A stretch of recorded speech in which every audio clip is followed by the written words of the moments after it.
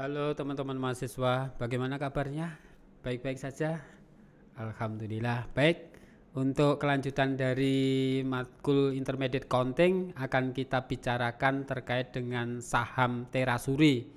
Masih terkait dengan ekuitas ya, dimana waktu kita bicara dulu terkait dengan ekuitas adalah komposisi ekuitas itu terdiri dari lembar-lembar saham ya. Lah di sini terkait dengan saham terasuri, ekuitas, saldo laba, dividen dan penghasilan komprehensif lainnya. Nah, eh, kenapa toh entitas itu membeli saham kembali atas sahamnya yang beredar? Nah, terkait dengan saham terasuri itu adalah saham yang oleh perusahaan penerbit itu ditarik kembali dari investornya atau dibeli kembali. Nah, di sini tujuannya kenapa saham itu ditarik kembali oleh perusahaan yang menerbitkan itu untuk memperbesar earning per share-nya dan return on equity-nya. Ketika jumlah saham yang beredar itu berkurang karena ditarik kembali itu supaya apa, meningkatkan IPS-nya atau earning per share-nya ya, sehingga akan mendapatkan pembagian laba ya nantinya yang lebih tinggi tentunya. Nah, ketika ditarik kembali itu mungkin tujuan dari perusahaan juga untuk kompensasi pegawai ya, ketika perusahaan itu memiliki kinerja etos kerja yang tinggi maksimal, oleh perusahaan diberikan kompensasi berupa saham terasuri katakanlah, mengurangi jumlah pemegang saham. Ketika sahamnya 1000 lembar beredar di pasar katakanlah, kemudian 500-nya ditarik, lah itu untuk mengurangi jumlah pemegang, menstabilkan harga agar meningkat nantinya. Ini salah satu contoh ya, industri farmasi Sido muncul ya, di mana pernah menarik atau memberikan bonus kepada karyawannya itu berupa saham terasuri. Itu terjadi di tanggal ini kalau menurut informasi di Liputan 6 itu 30 Juni 2021 ya. Ini memberikan apresiasi kepada karyawannya berupa saham terasuri. Lalu masih di Sido muncul juga ya, dia membagikan saham terasuri itu kepada pemegang saham sebanyak sekian tuh, 227.253.602 lembar, setara dengan 11,63 miliar gitu ya. Untuk kepada pemegang berencana memberikan saham kepada pemegang saham ya, ketika mungkin ya sebagai sebuah bonus tadi ya, untuk memberikan bonus terhadap adanya saham terasuri itu sendiri. Nah, saham terasuri itu sendiri tadi sudah saya tinggung ya, di mana saham terasuri itu sudah dibeli oleh investor kemudian ditarik kembali atau dibeli kembali oleh entitas. Nah, di sini nanti akan diakui sebagai aset ya, sebagai aset, sehingga nanti akan disajikan di dalam statement keuangan itu ya pada komposisi ekuitas ya, tentunya akan mengurangi aset bersih.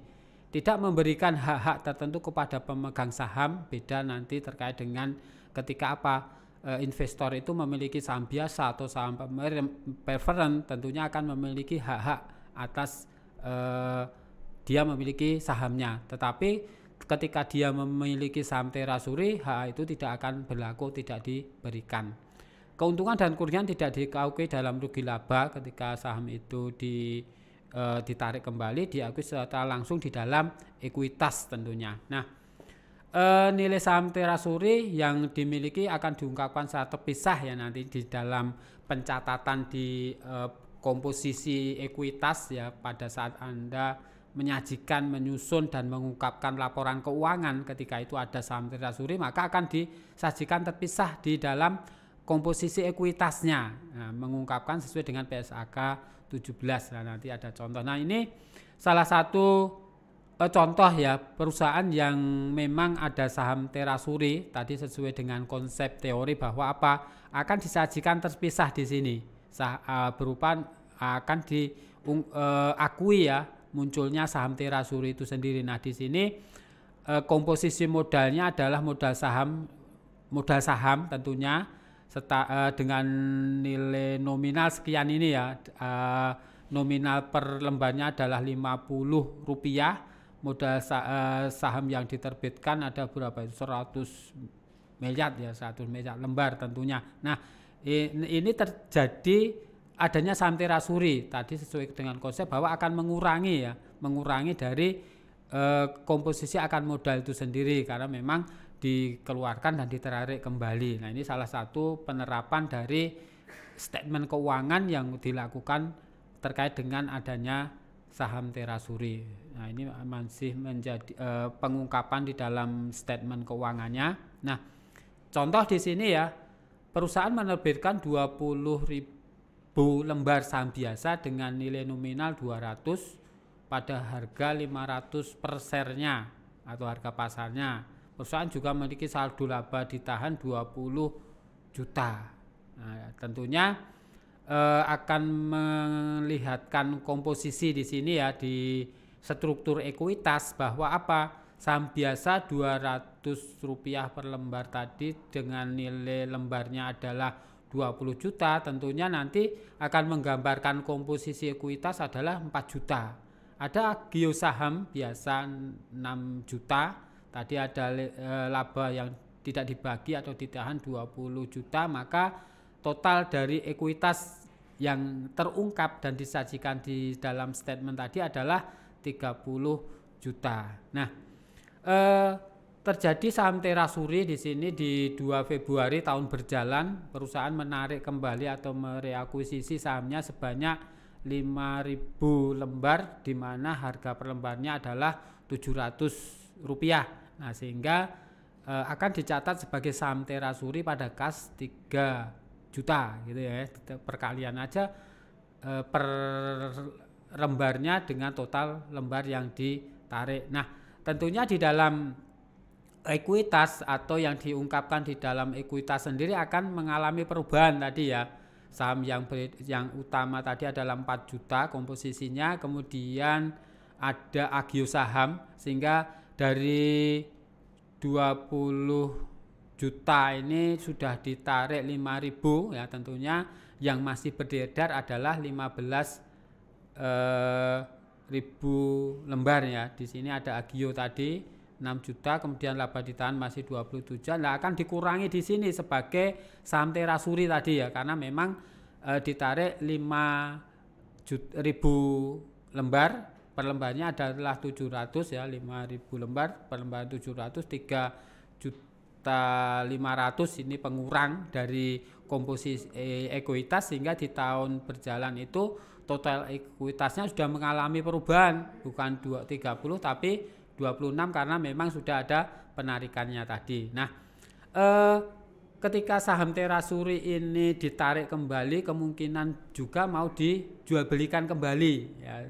Ya, perlakuannya sama ketika kita masih bicara terkait dengan saham biasa maupun saham preferen itu sendiri. Ketika harga pasarnya lebih tinggi, maka akan muncul agio. Nah, tadi dari 5.000 lembar tadi sebanyak 500 lembar itu dijual dengan harga 1.000. Nah, tentunya kasnya 500.000, sahamnya 350.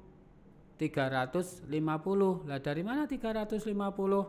Nah, tadi kan di mana harga per lembarnya adalah 700 ya, 700. Nah, tinggal mengkalikan di sini kan. Nah, dikalikan, nah, ada selisih di sini kan. Nah, sehingga selisih itulah di sini yang dijual adalah 500 lembar, per lembarnya adalah 700 kan tadi. Nah, sehingga modal sahamnya ini saham Terasuri itu 350, itu perkalian dari 700 dan 500 tadi. Nah, selisihnya ini muncul yang namanya agio saham Terasuri, hampir sama ya. Nah, ketika di periode berikutnya karena masih ada lembar saham tadi yang sebagai saham Terasuri mau dijual kembali katakanlah. Nah, karena di sini harganya lebih rendah, maka akan muncul yang namanya disagio atau agio saham Terasuri, namun dicatatnya di sisi debit gitu ya. Karena apa? di sini dihargai cuma 600, pada kemarin saat ditarik dibeli kembali itu adalah 700, sehingga ada selisih di sini kan. Nah, selisihnya itu di mana nominalnya lebih besar dari harga pasar atau harga pasarnya lebih rendah, sehingga muncul yang namanya agio saham tapi dicatat di sisi debit atau disagio tentunya. Nah, di sini kas 300 ini 300 ribu, kemudian agio saham Terasuri 50 ribu, saham Terasuri 350. Perkalian dari mana?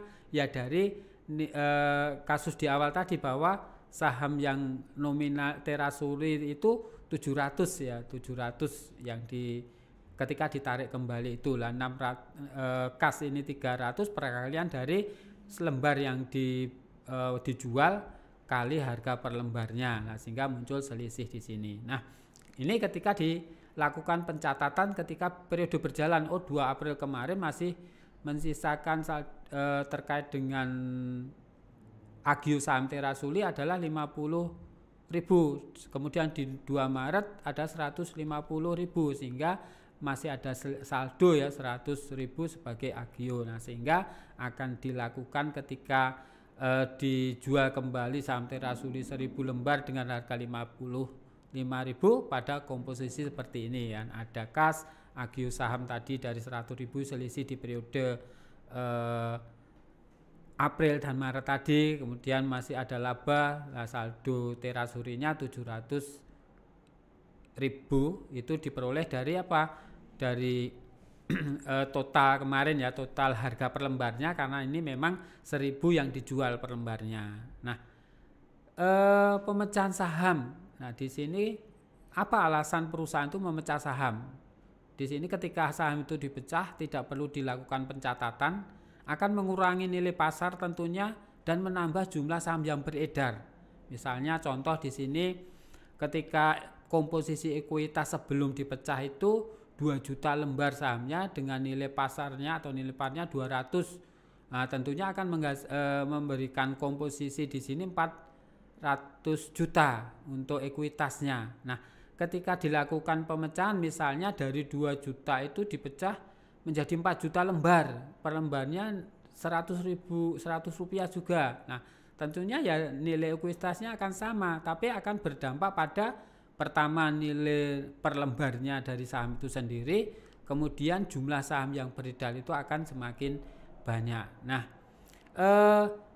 ketika investor itu memiliki saham ya tentunya akan mengharapkan adanya pembagian laba dari kepemilikan akan saham, bisa dividen pun nanti bisa dividen kas, bisa dividen saham, bisa dividen properti tentunya, atau dividen likuiditas ketika apa? Perusahaan itu mengalami sebuah kerugian. Nah, di sini ketika diumumkan akan pembagian dividen, tanggal pengumuman itu dicatat laba ditahan pada utang dividen. Ketika itu dibayarkan ya utang dividen pada kas. Nah, ini terkait dengan teori saham Terasuri. Terima kasih atas perhatiannya.